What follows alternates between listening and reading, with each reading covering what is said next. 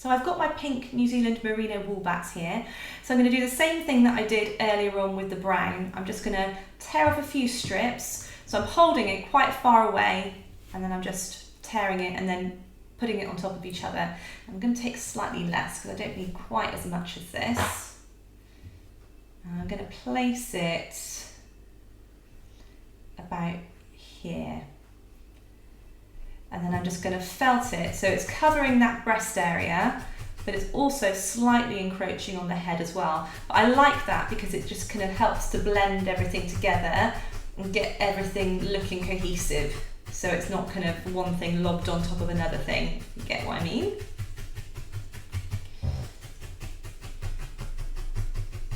Just felting it all down with my medium twisted needles. Watch your fingers, obviously always keep your fingers out of the way. I'm just going to felt down this top bit here.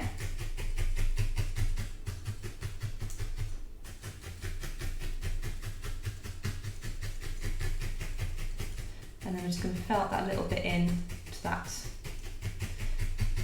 neck area of the head.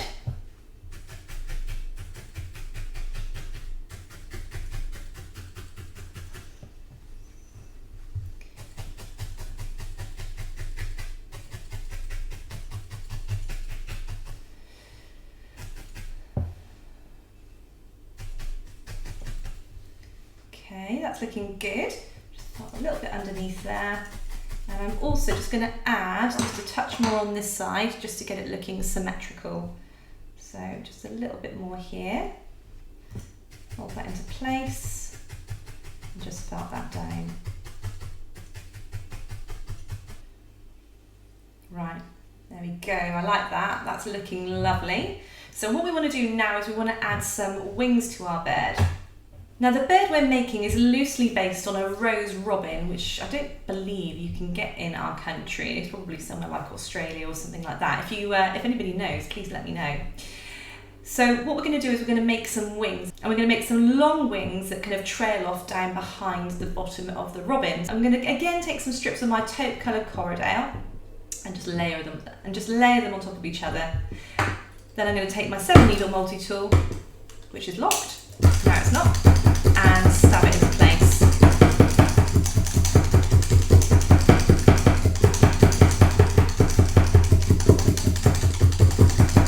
This is a very good stress buster. I'm going to flip it over and I'm going to do the other side.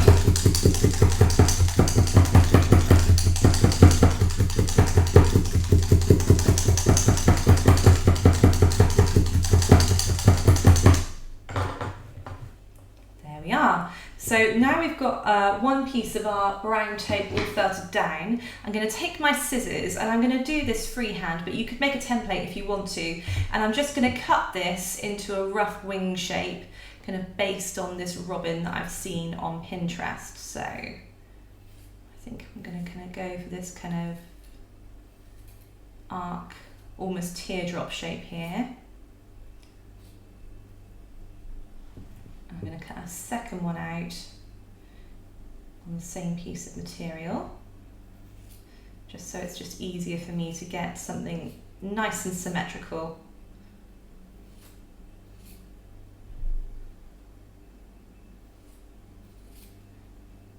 There we go. So now we've got these two wing shapes. I'm going to take some more of my taupe coloured Corriedale and I'm just going to place small opaque sections over the top of my wings, and we're going to lock those raw edges down into place. I'm just going to take that one out of the way so I've got a bit more room. I'm just going to felt that down.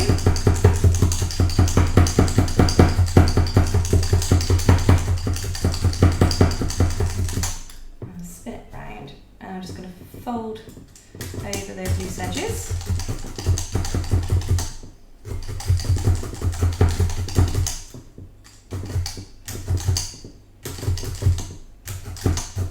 Bringing those loose edges up and then felting them down into the centre of what will be the wing. And I'm going to felt this kind of rough edge here into a bit of a point.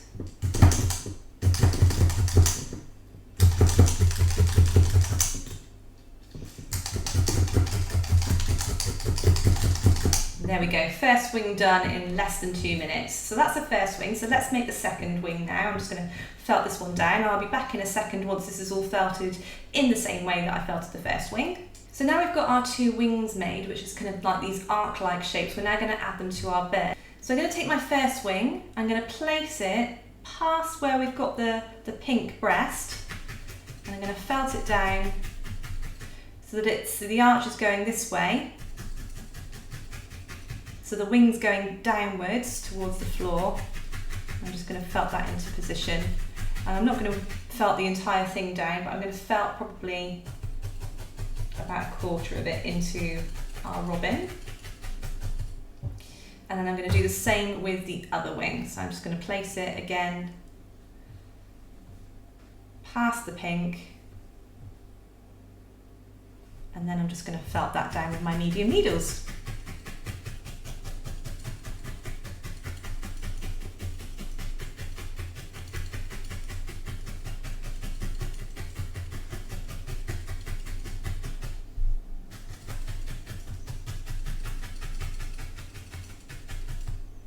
Now, as you can probably tell, I'm no ornithologist, and I suspect that most birds don't have their wings like this. But for the purposes of this tutorial, our robin's going to have his wings this way, and I think they look quite cool, and they can you can imagine him opening his wings up and flying off into the distance, definitely. And hopefully Chris Packham will never ever see this tutorial and cringe at my horrible depiction of a pink-breasted robin. And if you guys don't know who Chris Packham is, he's a chap in the UK who's he's a very famous bird spotter. But yeah, I'm going to work with what we've got here. I'm quite happy with it. I think he looks good.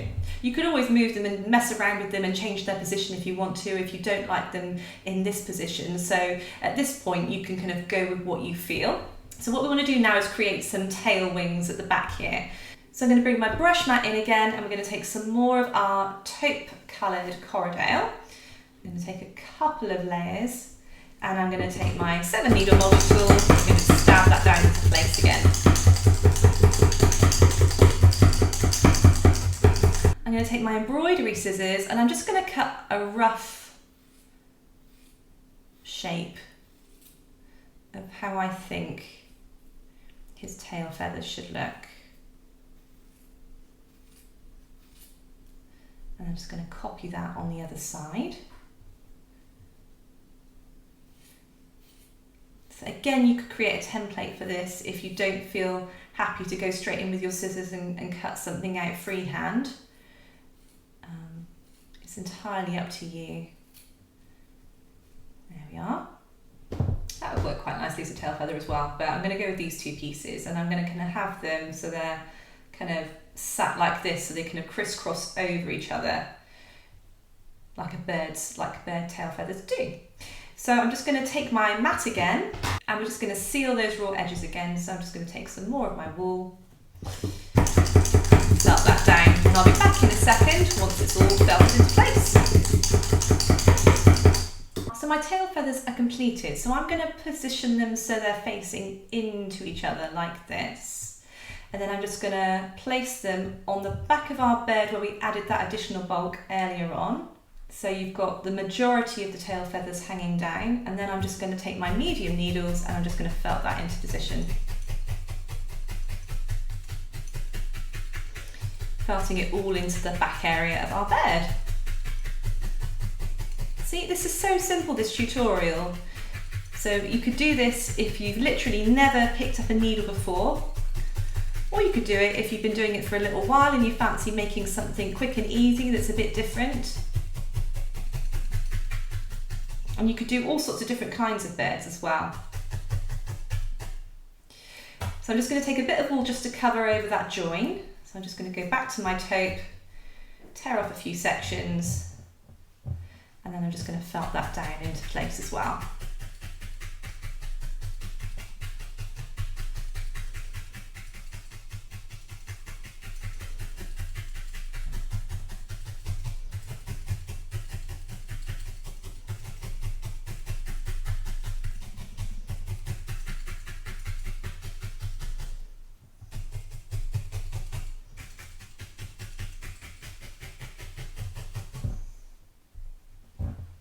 So definitely looking a lot more bird-like now that's all felted down. So the last thing we need to do, which is probably the most important thing, is add his little face.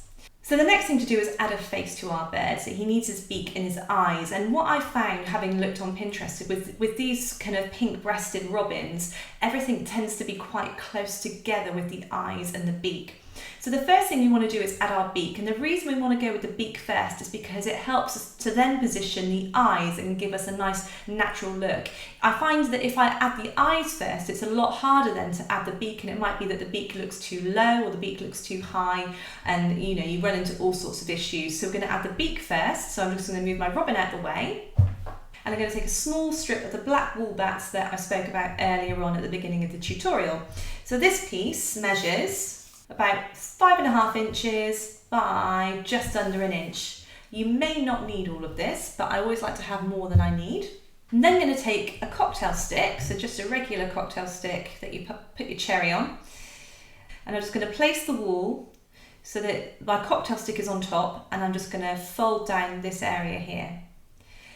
Now, be really careful when you do this because you don't want to wrap it too tightly, because the minute you wrap it too tightly you will not get it off the cocktail stick. So you want to get a kind of a good balance of tightness but not so tight that you can't wrap it. So you want to get a good balance of tightness but not so tight that you can't actually remove it. So I'm going to fold this round and I'm going to make it relatively thick because when we take it off the cocktail stick in a moment, we're going to felt it some more and it's going to decrease in size. And what I want to do is create a bit more volume in the centre and then have it taper off towards the end. Okay, so that looks pretty good. So I'm just going to hold my loose ends in place. I'm going to remove my cocktail stick and then I'm just going to take my medium needles to lock it down. And then I'm going to take my fine needles and felt it properly into shape. And I'm just going to take my embroidery scissors while I'm here and I'm just going to snip off those loose ends there. So you want to felt it so that you can't feel the hollow anymore, which shouldn't take too long because the cocktail stick's quite narrow, so it shouldn't be too much of a problem.